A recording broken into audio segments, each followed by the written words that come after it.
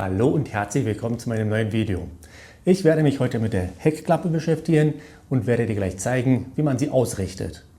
Dieses Thema ist nicht nur für Perfektionisten interessant, sondern auch für alle, die gerne an den Autos schrauben und möchten, dass die Fahrzeuge schön aussehen. Zum Thema Motorhaubeneinstellung habe ich bereits ein Video gemacht. Du kannst dir das gerne angucken. Ich habe es dir deshalb in der Videobeschreibung und in der Infokarte verlinkt. Jetzt komme ich aber zu der Einstellung des Heckdeckels bzw. des Kofferraumdeckels. Der Kofferraumdeckel kann in der Längsrichtung und in der Höhe eingestellt werden. Die dritte Option ist die Einstellung an den Exzenterbolzen. Diese Methode wird meistens nach den Unfallschäden angewendet. Dazu werde ich aber am Ende des Videos kommen. Ich beginne mit der Längseinstellung. Hier geht es darum, dass der Kofferraumdeckel bündig mit dem Seitenteil eingestellt wird. Um die Einstellung vorzunehmen, muss der Kofferraum geöffnet werden. Hier findest du direkt am Schloss zwei Schrauben, Schlüsselweite 10 mm, die vor der Einstellung gelöst werden müssen. Zwei weitere Schrauben befinden sich unter der Verkleidung auf der Fahrerseite und genauso auf der Beifahrerseite. Diese müssen auch leicht gelöst werden, so dass der Kofferraumdeckel beweglich wird. Und jetzt durch die Verschiebung in die Längsrichtung kann der Heckdeckel eingestellt werden, so dass er auf beiden Seiten mit den Außenteilen bündig ist. Jetzt können die Schrauben an den Scharnieren links und rechts festgezogen werden und anschließend wird das Schloss so eingestellt, dass der Kofferraumdeckel einwandfrei schließt. Wenn das sichergestellt ist, werden die beiden Schrauben angezogen.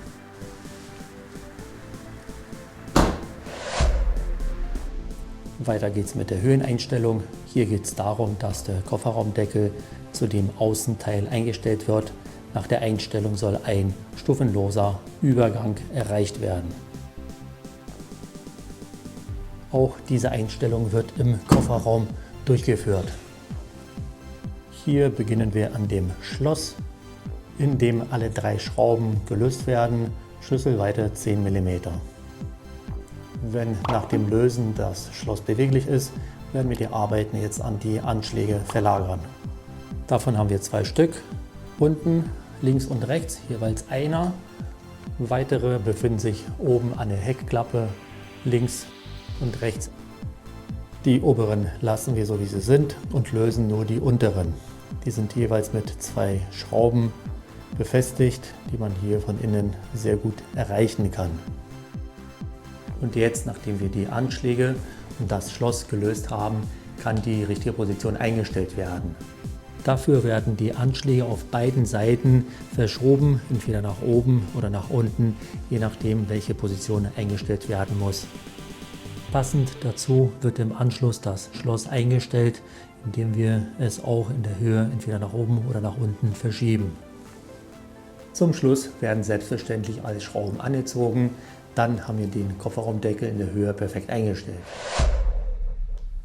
Und jetzt die dritte und letzte Option, die eigentlich nur für Unfallfahrzeuge interessant ist. Hier wird keine Justage durchgeführt, sondern schon eine relativ grobe Einstellung. Diese Einstellung findet ausnahmsweise nicht im Kofferraum statt, sondern im Innenraum. Hier muss die Hutablage ausgebaut werden.